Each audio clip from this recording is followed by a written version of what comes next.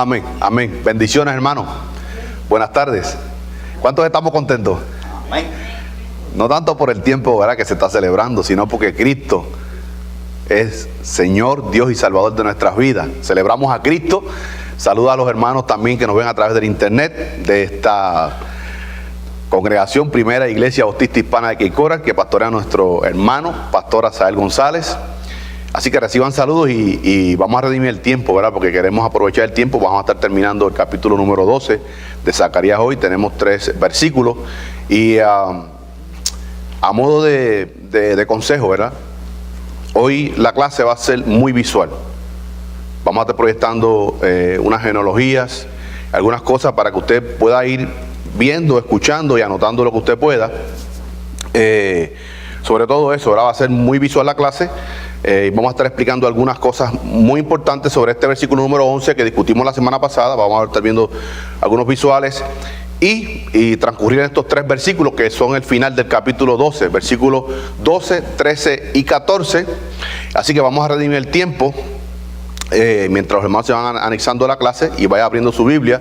Zacarías capítulo 12, versículos 11 al 14. Ya hemos orado, tenemos la dirección del Santo Espíritu de Dios, así que Dios nos ayude en la exposición de este estudio bíblico y todos en un espíritu correcto, ¿verdad?, para recibir esta enseñanza de hoy y buscar ese sentido original a esa audiencia que se habló esta profecía y buscando sobre todo, ¿verdad?, la aplicación a nuestras vidas hoy día. Así que vamos a discutir brevemente ese versículo número 11.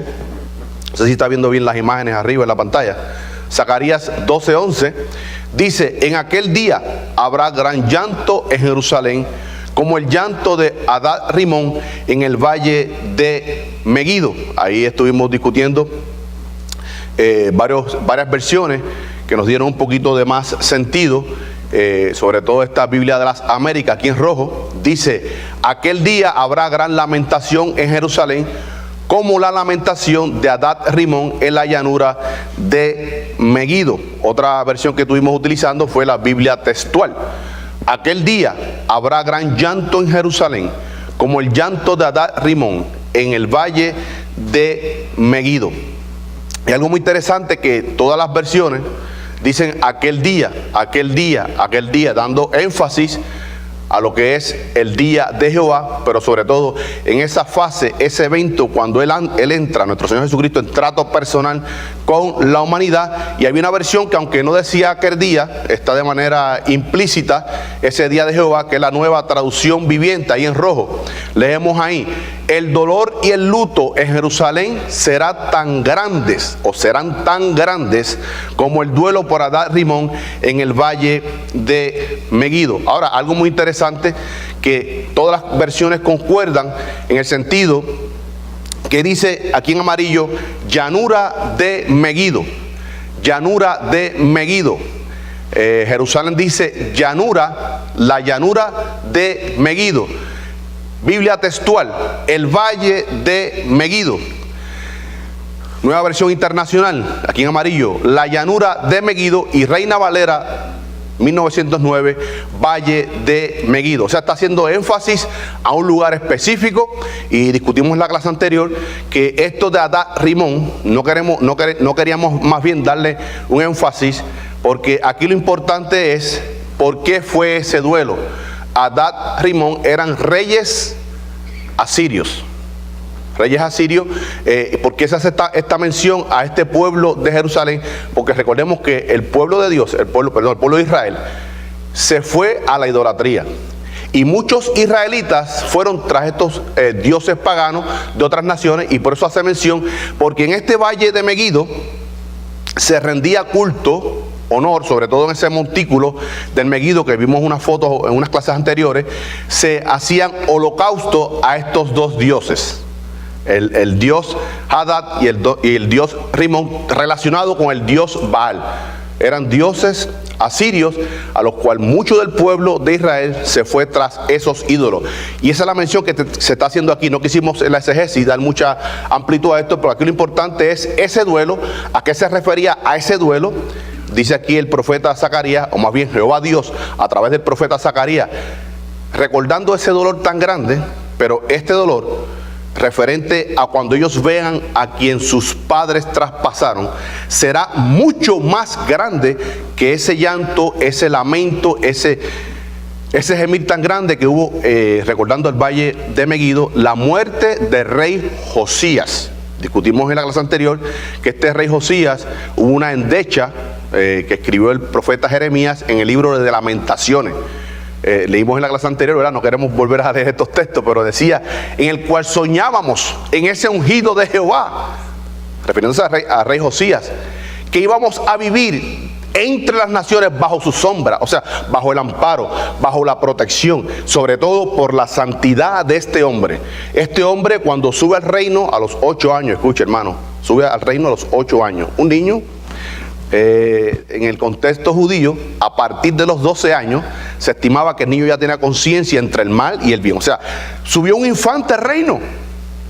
Pero este joven, a los 18 años, o sea, 10 años después de estar sentado en el trono, le traen el libro de la ley, la Torá. Y cuando se la leen, dice, no, si somos el pueblo de Jehová Dios, no estamos caminando conforme a la ley de él. Y hace unas reformas, hermanos, tremendas, sobre todo la idolatría, quemando los altares, no solamente en Judá, él como rey del reino del sur de Judá, sino que fue también al norte, e implantó estas reformas, tumbando todos los altares, todos los lugares altos que rendían culto a los ídolos, incluyendo a Dar Rimón y Baal.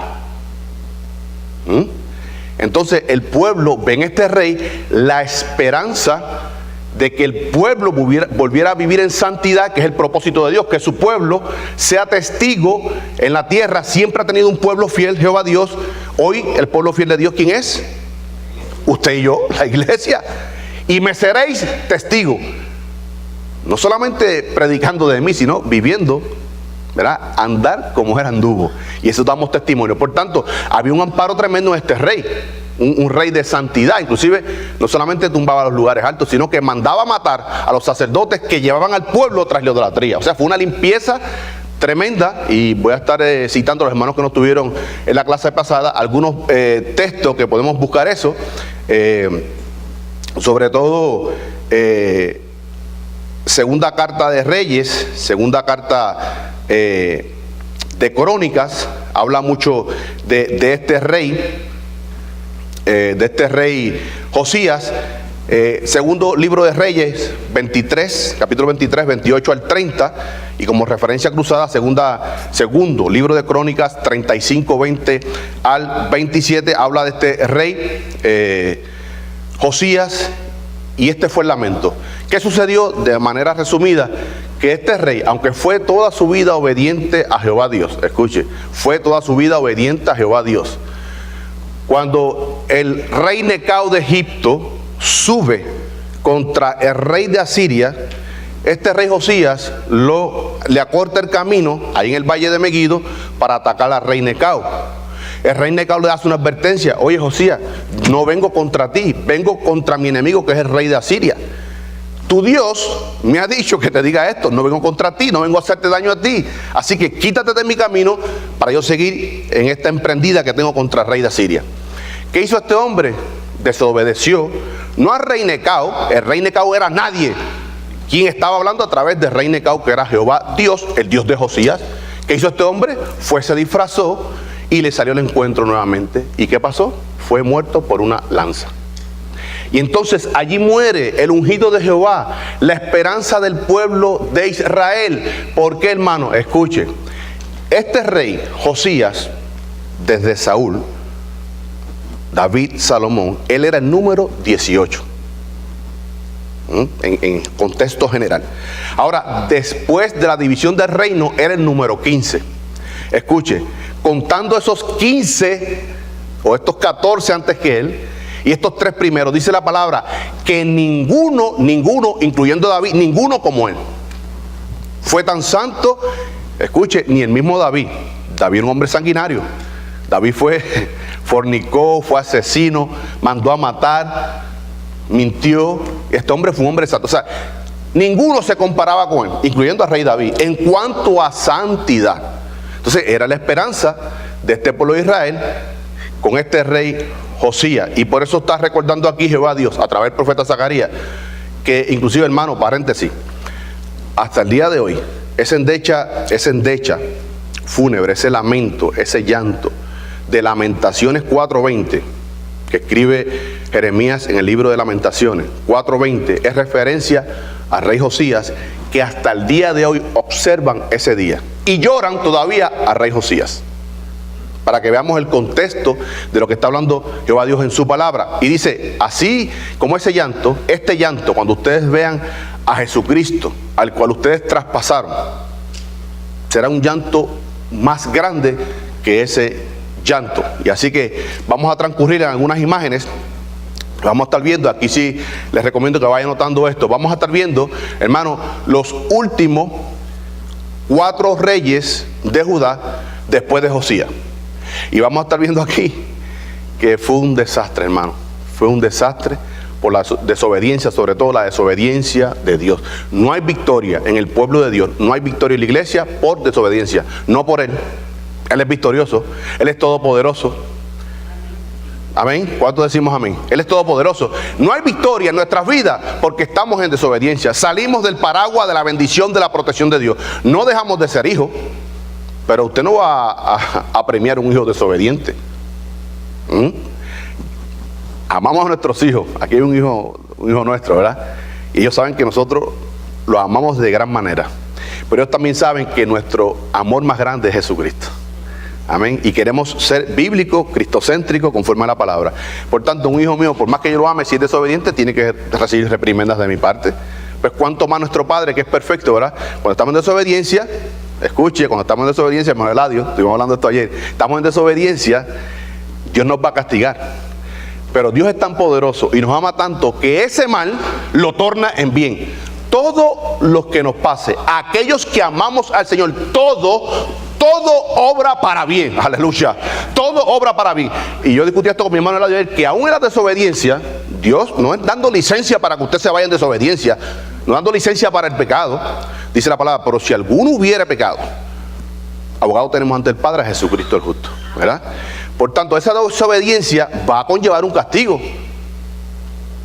Tiene unas consecuencias, pero nuestro Dios es tan poderoso que esas consecuencias las torna en bien para nuestro crecimiento espiritual. Y tenemos que aprender una lección de eso. Por tanto, este pueblo desobediente, este rey Josías, y aquí vemos esa secuencia de los reyes, rey Josías, cuando él muere, sube al trono su hijo Joacás.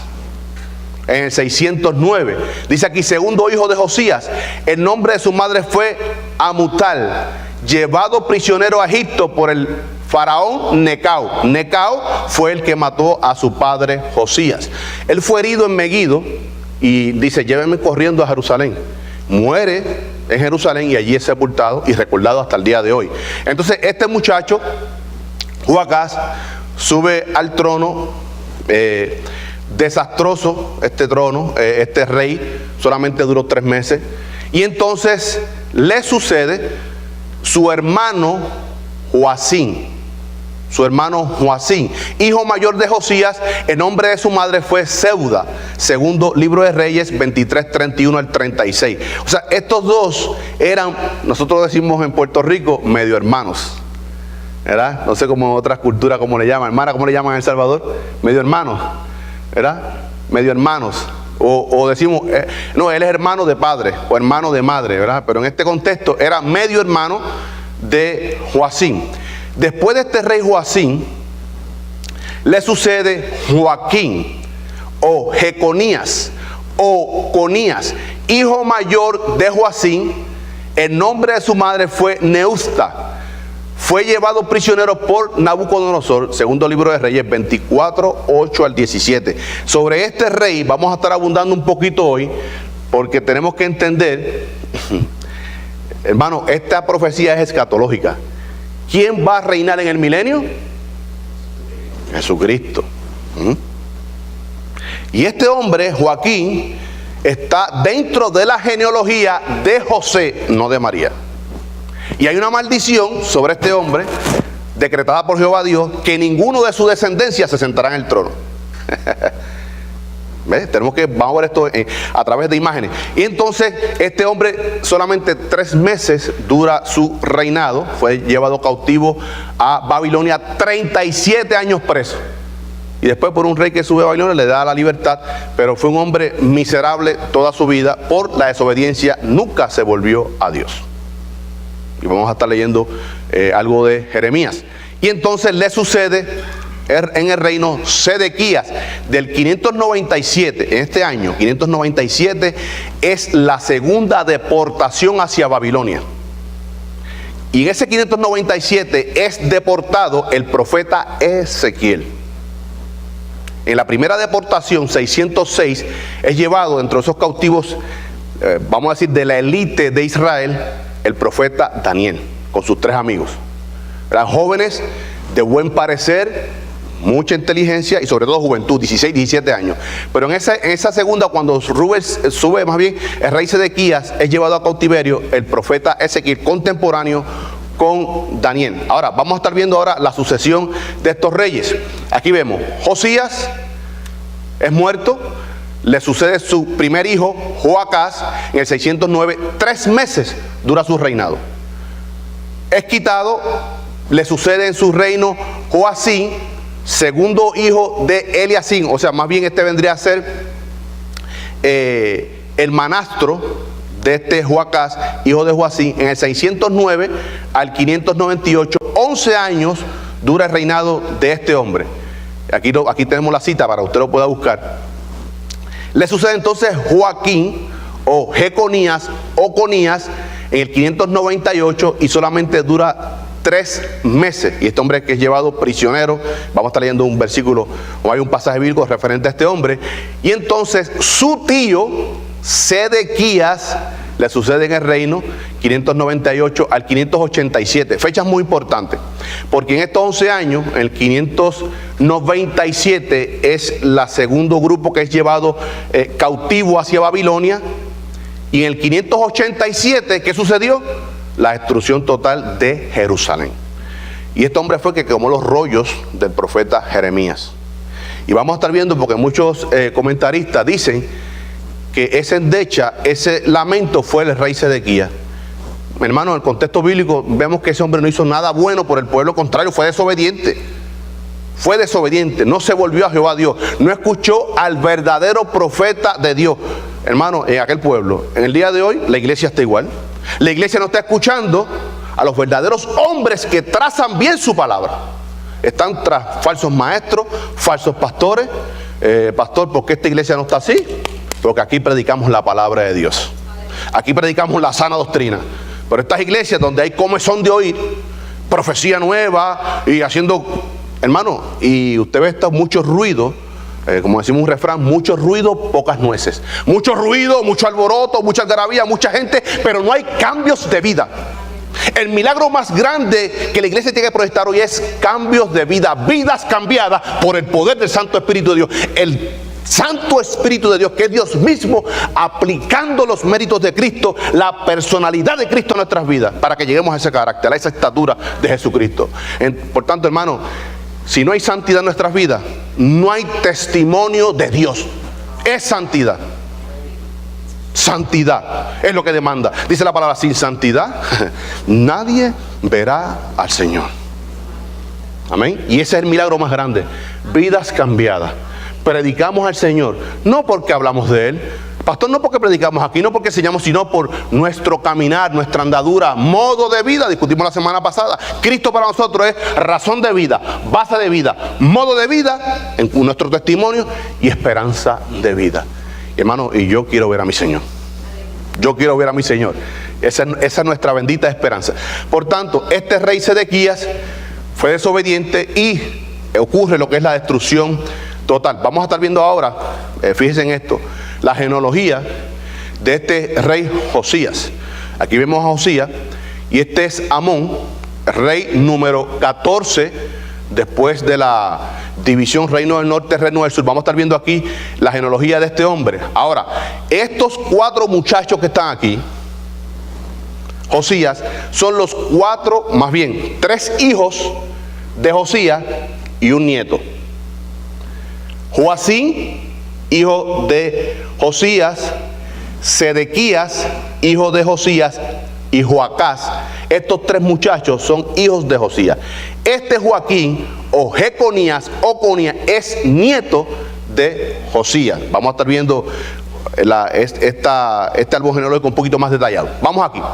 Manasés, rey número 13, después de la división del reino. Amón, Josías. Ahora, este Josías se casa con Zébuda. Y en este matrimonio nace Joacim. Joacim se casa con Neusta. Y en este matrimonio nace Joaquín. Vamos a estar enfocándonos hoy en esto. Ahora, los otros dos hijos es con esta mujer, Amutal, Josías. Por eso vemos esta relación aquí, son las dos mujeres de Josías. Tiene estos dos muchachos, que es Joacás y Sedequías, el último rey de Judá. Y el último rey, hermano, hasta que Cristo venga. Aleluya. ¿Cuándo va a ser eso? En el reino milenial. Cristo vendrá, Zacarías 14, 1 al 4, y posará la planta de sus pies en el monte del Olivete, en el monte de los Olivos, y entrará por la puerta de oriente hacia el templo milenial. Y el pueblo de Israel espera en eso. Ahora, ¿qué queremos decir con esto? Sobre todo, este hombre, Joaquín, vamos a estar viendo algo sobre este hombre, Joaquín. ¿Por qué? Porque en la genealogía de Jesús aparece este hombre, pero hay una maldición decretada por el mismo Jehová Dios sobre este hombre, que ninguno de su descendencia se sentará en el trono.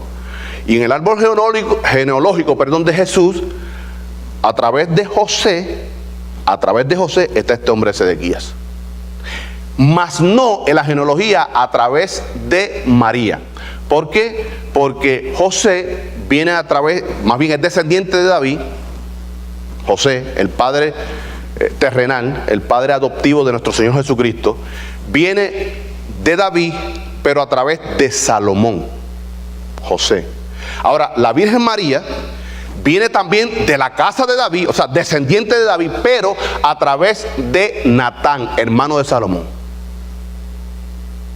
Y el que engendra es el hombre, no la mujer. Por tanto, esa genealogía, legalmente, Jesucristo, como hijo legal de José, tenía derecho, o más bien tiene derecho al trono de David.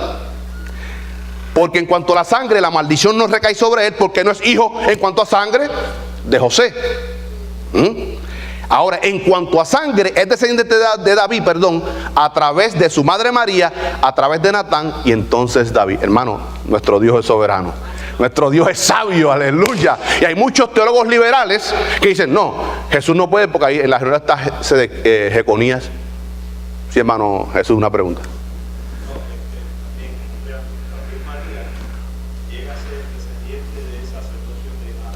¿Sí? Vamos a estar viendo aquí esa genealogía, sobre todo en ese versículo número 13 que vamos a estar discutiendo. Ahora, escuche, vamos aquí en pantalla. Estos que están aquí son los últimos reyes, más bien antes de Josías. Ezequías, Manasés, Amón, hermanos, fueron unos bárbaros. Fueron unos hombres, cuando usted lee esos libros de reyes, fueron tremendos estos hombres desobedientes.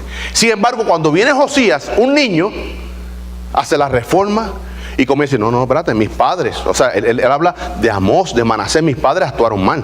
Esto está mal, estamos caminando de espalda a Dios, tenemos que ir de frente a Dios, confesando nuestros pecados y volviendo a los decretos, a la palabra de Dios. Hoy no vemos la iglesia igual.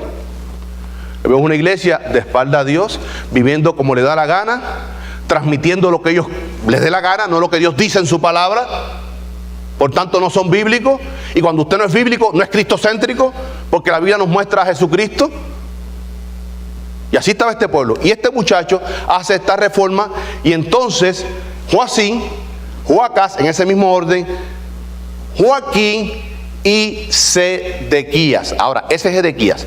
Dice Jeremías 22, 24 al 30. Escuche.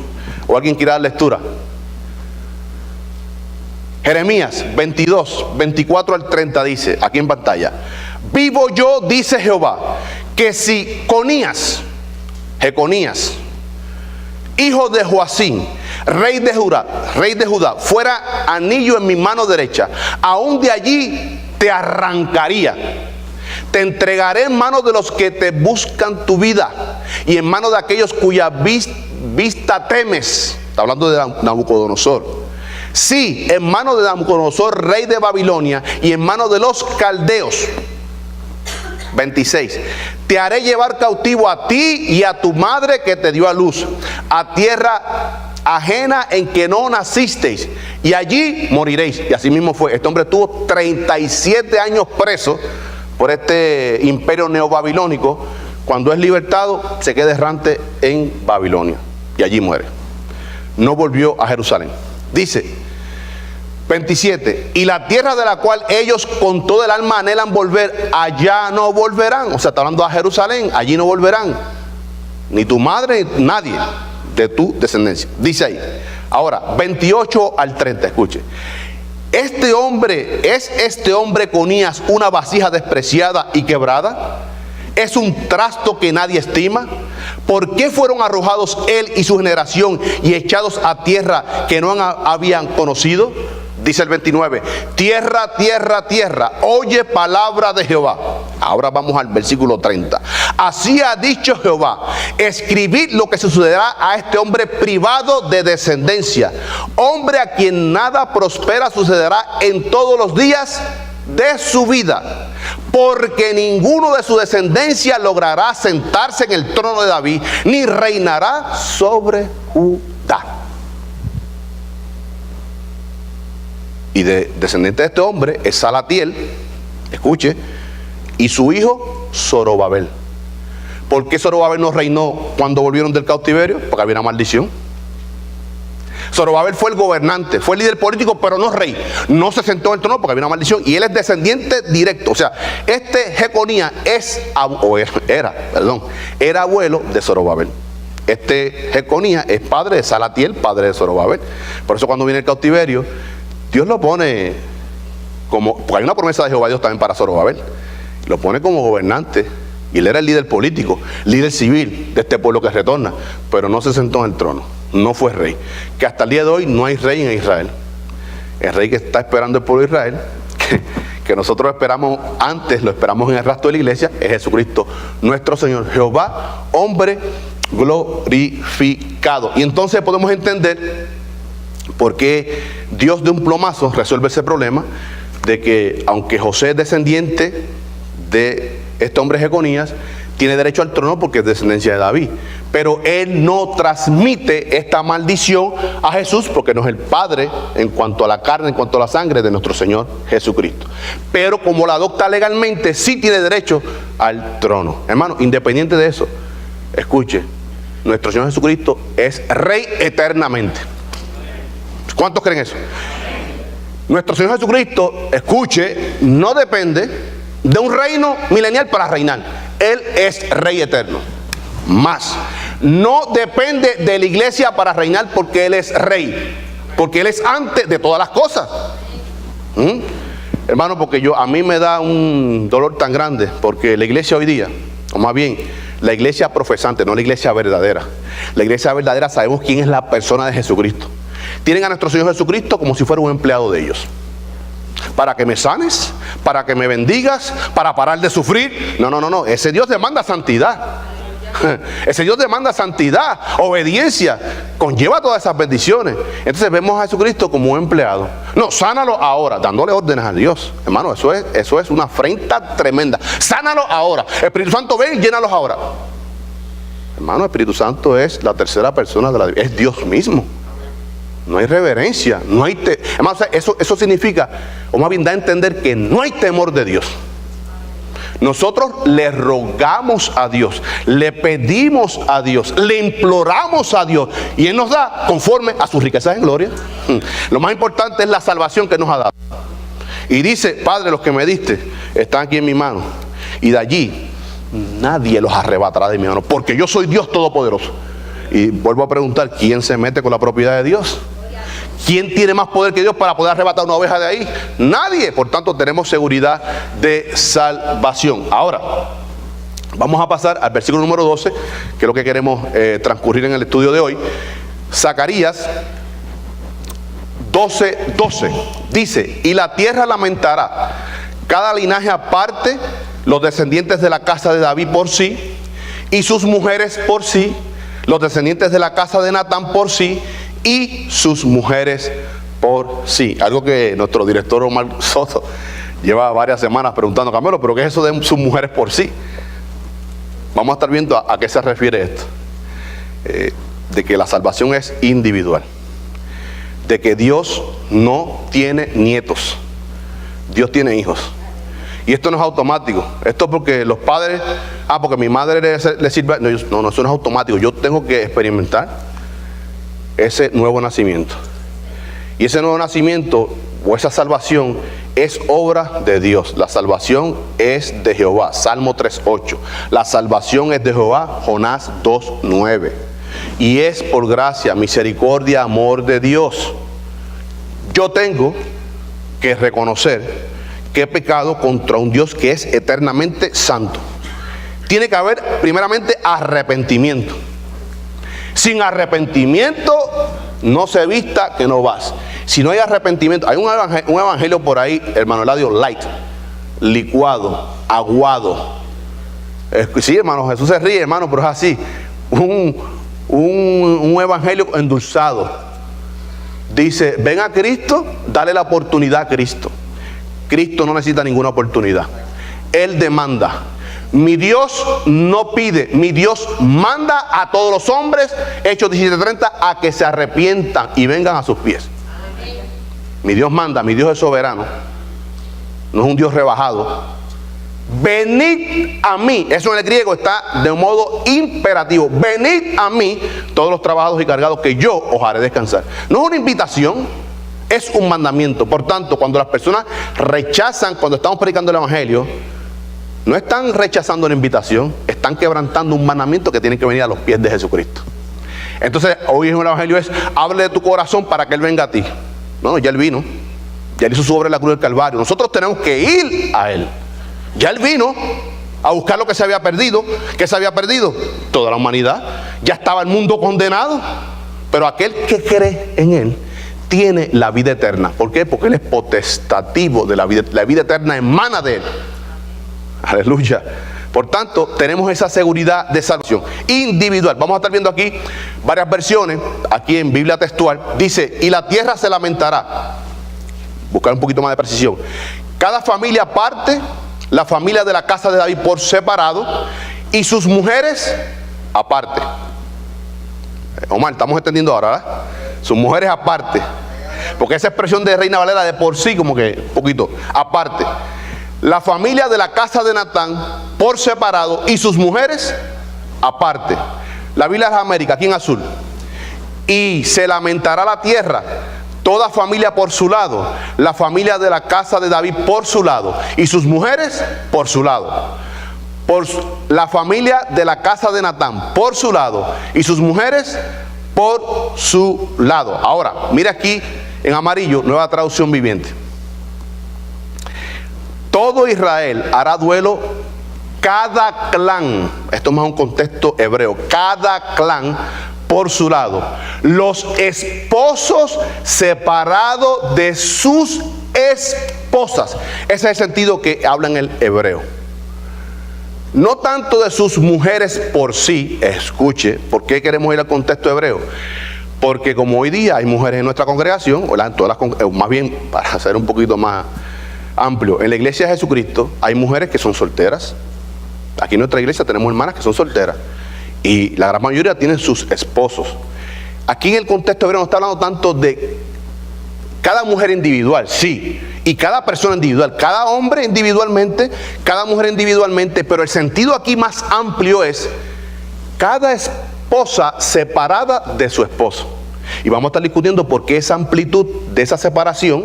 Escuche, el vínculo principal de la humanidad es el matrimonio. Vamos a estar viendo en ese contexto. Ahora, dice aquí, los esposos separados de sus esposas. No estamos hablando aquí de divorcio, así que vamos a estar viendo eso ahora. Y la tierra lamentará cada linaje aparte.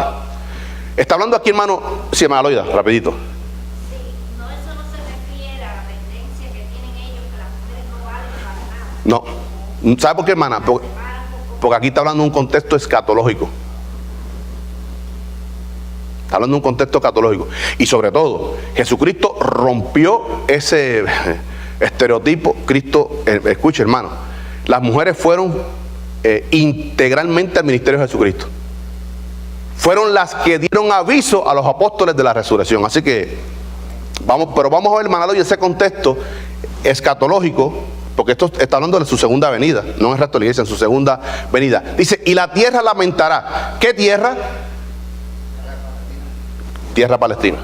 No todo el globo terráqueo. Esta profecía es para el pueblo de Israel específico. No podemos hacer anacronismo en la profecía bíblica. Yo no puedo aplicar eso a la iglesia.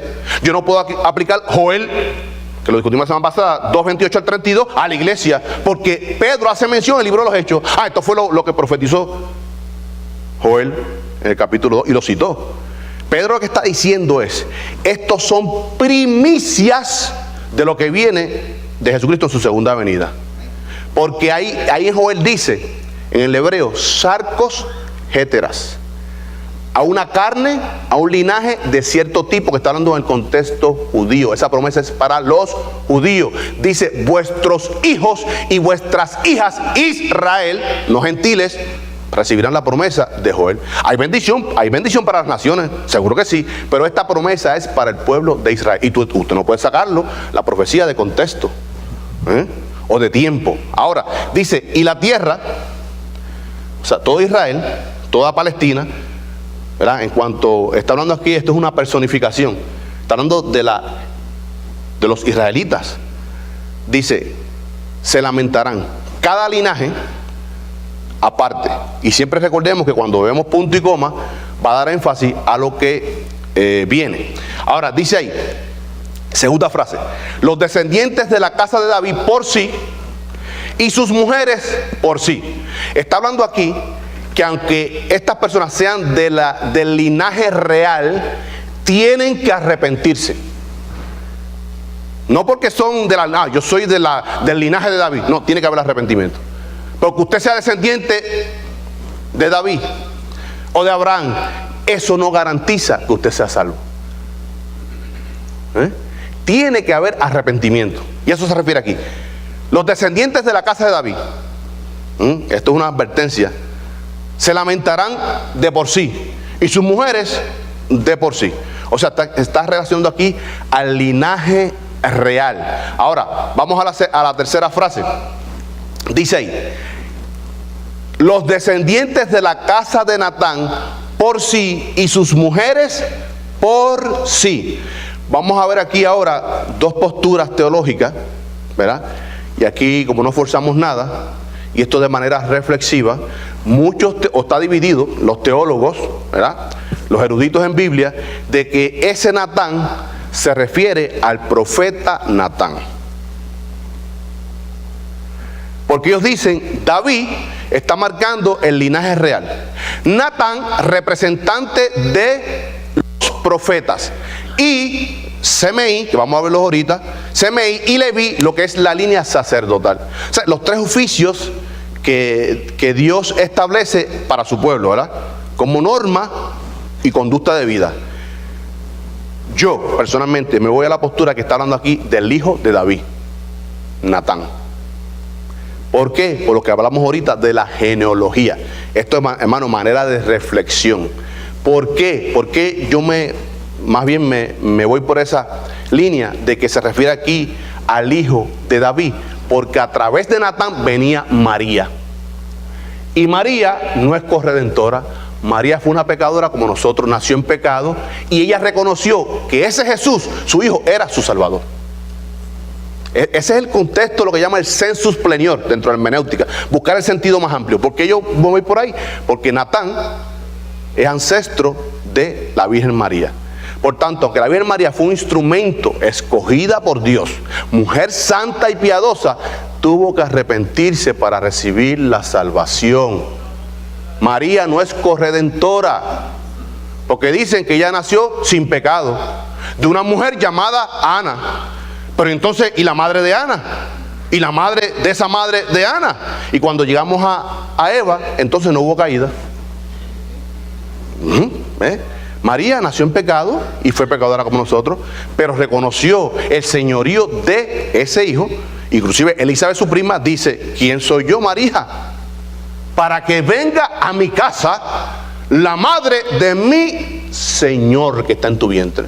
Reconociendo que el señorío, la divinidad de ese niño que estaba naciendo. Por tanto, independiente de la postura, unos creen que es Natán, como la línea de los profetas, y otros creemos, como mi persona, que se refiere a Natán, hijo de David, ancestro de la Virgen María, y dice: y sus mujeres por sí. O sea, tanto los hombres de ese linaje de Natán, de esa línea a través de David, tienen que arrepentirse para que haya salvación. Igual las mujeres, incluyendo a la Virgen María. Lo vuelvo a repetir: mujer santa, piadosa, escogida por Dios. Cuidado, no tengamos a María en el cesto del zafacón. Cuidado, fue mujer escogida por Dios, porque predicamos de Salomón, que hizo cosas bárbaras. Predicamos de David, que fue un tremendo. Pero usted predica de María y la gente: no, si fue una mujer santa y es bíblica y fue escogida por Dios. Ahora, como hay gente que la tiene puesta en un lugar que no le corresponde, entonces nosotros nos hablamos de María. No, es una mujer santa, piadosa, que dio testimonio y que es salva. Escuche, y que nosotros la veremos. Nosotros la veremos en el reino de celestial, María, nuestra hermana María. Así que cuidado con esa postura. Ahora, escuche, ¿por qué decimos esto de David? Vamos a ver aquí la genealogía muy breve de David. Aquí está David. Y este David, estas son sus mujeres: Maca, Abigail, Mical, y estas mujeres que está acá, Bersabé. Sobre todo vamos a estar viendo esta Bersabé. De estas 8 mujeres de David, de esta Bersabé nacen estos 5 hijos. El natimuerto, ¿verdad? Que un castigo, natimuerto, que fue ese adulterio que cometieron, y ese niño es un natimuerto. Pero nacen estos 2 muchachos, Salomón y Natán. De esta línea, Roboam, de esa línea es descendiente José, padre legal de Jesucristo. Ahora, de esta línea de Natán, Matata, hacia adelante, es la genealogía de María. Por tanto, la maldición que venía a través de Jeconía, de esta línea, no recae sobre Jesucristo en cuanto al trono. Entonces ahora pasamos al versículo número 13. Dice: los descendientes de la casa de Leví por sí, y sus mujeres por sí. Los descendientes de Simeí por sí, y sus mujeres por sí. Aquí está hablando de esa orden sacerdotal. Pero no solamente sacerdotal, porque no solamente los sacerdotes eran de los Leví. Estaban los escribas, los copistas, los que trabajaban, se encargaban de las cosas en el templo. O sea, no todos los descendientes de Leví eran sacerdotes, ni mucho menos sumos sacerdotes. Eran los que hacían las copias de los libros para dárselos a los reyes cuando se sentaran en el trono. Eran los escribas, eran los maestros. O sea, había una diversidad de oficios dentro de esa orden levítica. No solamente sacerdotes y sumos sacerdotes. Y eso se está refiriendo aquí. No importa, hasta el día de hoy, usted ve un judío. Escuche, hermano, nuestro hermano maestro Santiago es descendiente de judíos. Y usted le pregunta a nuestro hermano Santiago, escuche, aunque él nació en República Dominicana, ya mucho tiempo aquí, él sabe a qué tribu pertenece. ¿A qué tribu usted pertenece, hermano Santiago?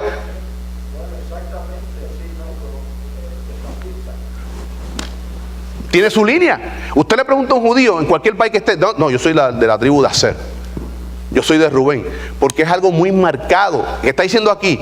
No importa que usted venga de la línea levítica, tiene que arrepentirse, tiene que haber arrepentimiento para usted ser salvo. No es automático porque usted es escogido. Escuche, hay una elección de Dios, le hemos discutido en clase, una elección de Dios primero en cuanto a privilegios. Pueblo de Israel en general, unos privilegios, se le entregó el candelabro, la palabra de Dios. No garantiza la salvación. Fueron algunos escogidos, elegidos para oficio, sacerdotes, reyes. Eso no garantizaba la salvación. Ahora fueron unos escogidos para salvación. Pero aún esos que fueron escogidos para salvación tienen que responder al llamado divino, asistido por el Santo Espíritu de Dios. Porque Pablo dice muy claramente, Efesios 1:4, que él fue escogido desde antes de la fundación del mundo. Pero en el capítulo 2 dice, y nosotros éramos igual que todos los demás. Estábamos perdidos en el reino de las tinieblas. O sea, tiene que haber un arrepentimiento, un cambio de posición hacia Cristo. De frente, ¿cómo íbamos de frente? Quebrantándonos y confesando nuestros pecados. Somos limpiados, hay un nuevo nacimiento, somos regenerados, somos sellados con el Santo Espíritu de Dios. Y entonces caminamos en novedad de vida, en una santificación. Por tanto, dice aquí, Biblia textual, la familia de la casa de Leví por separado y sus mujeres aparte, la familia de Simeí por separado y sus mujeres aparte. Dice, sus mujeres aparte, tanto las solteras o doncellas como las casadas, pero en el sentido aquí está hablando de las casadas, vamos a ver ese énfasis, ese sentido más amplio. Dice aquí, mujeres por su lado. Ahora, algo muy interesante, dice Reina Valera 909, sí, y sus mujeres por sí. O sea, por sí misma. Que el hombre confiese sus pecados no garantiza la salvación de su esposa. Su esposa tiene que venir también corriendo, rendida a los pies de Cristo, en humillación y arrepentimiento. Ahora, dice, los descendientes de la casa de Leví por sí y sus mujeres por sí, no importando el linaje o el oficio, tiene que haber arrepentimiento. Segunda frase en rojo, los descendientes de Simeí por sí y sus mujeres por sí. Ahora vamos a estar viendo esta genealogía, hermano, muy interesante, de Amram y Jocabed, padre de Aarón, Moisés y Miriam. Pero de esos tres hijos de ese matrimonio, de Amram y Jocabed, este hombre, Aarón, es la línea sacerdotal, descendiente de Leví. Y esos cuatro hijos fueron tremendos también, Nadab, Abiú, Eleazar y Tamar, que no dieron testimonio para nada, pero de ahí surge la línea sacerdotal. Ahora vamos a estar viendo esta genealogía un poquito más amplia. Aquí tenemos a Leví, hijo de Jacob. De ahí nacen tres hijos, Gersón, Coat y Merari. Ahora, de Coat, ahí es que nace Amram, padre de Moisés y de Aarón, con su esposa Jocabed. Ahora, Moisés es el hombre de Dios en cuanto a dirección de su pueblo, pero Aarón es el sumo sacerdote de ese pueblo. Ahora, Simeí, ¿por qué aquí se está hablando de Simeí? Porque esta línea de Coat, Amram, Aarón, de ahí comienza la línea sumo sacerdotal del pueblo de Israel. Ahora, a través de Simeí, que también es descendiente, nieto de Leví, hijo de Gersón, son los levitas, que aunque no eran sacerdotes, eran copistas, trataban con los manuscritos de la Biblia, estaban a cargo de los oficios del templo. En otras palabras, el profeta Samuel fue un levita, sirvió en la casa de Jehová. Cuando niño, sirvió en la casa de Jehová. Por tanto, no todo el mundo del pueblo podía entrar a tomar oficio en el templo. Pastor, como hoy día, hoy los pastores se ponen de pastores. Hoy los maestros se ponen de maestros. Yo quiero ser maestro. No, primeramente tienes el llamado, número uno. Porque si no hay llamado, no hay sostén de esa obra, porque no es propósito de Dios. Por tanto, en este contexto está diciendo, no importa, y en el contexto nuestro, no importa, nuestro pastor, su padre fue pastor, pero nuestro pastor Azael González tuvo que arrepentirse. Y andó, pastor, mucha rebeldía, ¿verdad? Usted me ha dado testimonio tremendo, pero él tuvo encuentro personal con su Señor Jesucristo. No porque su padre era pastor ya es automático, ¿verdad, hermana? Nuestra hermana Loida y la hermana gemela de nuestro pastor tuvieron que tener un encuentro con Jesús y ser rociados, limpiados con la sangre de Jesucristo. No porque mi papá es pastor y ya yo soy automáticamente salvo. No, aquí está hablando que no importa el contexto, tiene que ser a través de Jesucristo. Ahora, último versículo. Todos los otros linajes, está hablando aquí los de la casa de David, real, tienen que arrepentirse. Los de la casa sacerdotal de Leví tienen que arrepentirse. Pero ahora, y el pueblo en general tiene que arrepentirse. Dice, todos los otros linajes, cada uno por sí y sus mujeres por sí. Ahora vamos a estar viendo aquí a qué se refiere eso de sus mujeres por sí. Escuche, hermano. Y sus mujeres por sí. Está hablando, escuche, que el encuentro con nuestro Señor Jesucristo es personal y privado. Yo junto con mi esposa oramos juntos. Inclusive muchas veces mi esposa está trabajando y dice: ay, Carmelo, papi, vamos a orar por el hermano tal. Y nos ponemos en comunión y oramos por ese hermano. En nuestra casa nos sentamos a cenar y oramos. Muchas veces dirijo yo la oración, muchas veces dirige ella la oración, muchas veces dirige la oración nuestros hijos, cualquiera de nuestros dos hijos.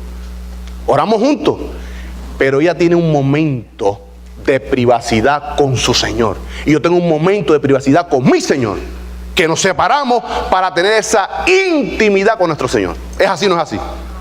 Oramos con nuestras esposas, pero hay momentos que usted tiene su hermano, porque es una intimidad, es algo personal. Aquí como iglesia, aquí oramos todos los martes, pero cada uno tiene una vida de oración privada, personal, lo que llamamos la hora silenciosa, donde quedamos desnudos delante de nuestro Dios. En ese contexto está hablando que la unión, escuche, esto yo lo aprendí de un sacerdote católico, la unión primaria de la sociedad es el matrimonio. Y este hombre me enseñó de que es, usted como hombre, prioridad, su esposa. Segundo, sus hijos. Ley divina, por orden divino. Así no, nuestros hijos, porque mi esposa es esposa, pero puede ser esposa, pero eso no es el orden de Dios. El orden de Dios es que su esposa ya es parte, una sola carne y es eterna. Eso es eterno, hermano, eso es hasta que Cristo venga por nosotros, porque en el cielo no va a haber matrimonio. Está hablando aquí en este contexto que la relación más íntima, ese arrepentimiento, tendrá que ser separado, individual. Oramos por nuestros hijos. Yo, gracias a Dios, mis dos hijos están en Cristo, pero tenemos familiares que no están en Cristo. Oramos por ellos y están en ventaja porque hay hijos de Dios como nosotros que oramos. Hay una iglesia que ora por ellos, pero ellos tienen que tener un encuentro personal con el Señor Jesucristo. Esto no es automático. Y cree, le dijo al carcelario Filipo, cree y serás salvo tú y tu casa. No es automático, está diciendo: oye, carcelario, cuando tus hijos, tu esposa vean el cambio que Dios ha hecho en tu vida, quedarán también de esa vida eterna. Es testimonio, hermano. Es testimonio. Cambios de vida en nuestras vidas es el milagro más grande. A eso se refiere este versículo de que cada mujer, cada linaje, sea real, sacerdotal o del pueblo, tiene que haber un arrepentimiento individual. El encuentro con nuestro Señor Jesucristo es individual. A eso se refiere en este contexto. Oremos, hermanos, oremos, que Dios nos ayude a vivir en santidad. Y a orar por aquellos hermanos que están titubeantes en la fe. Porque en la iglesia hay muchos, escuche, muchos convencidos, pero no muchos convertidos.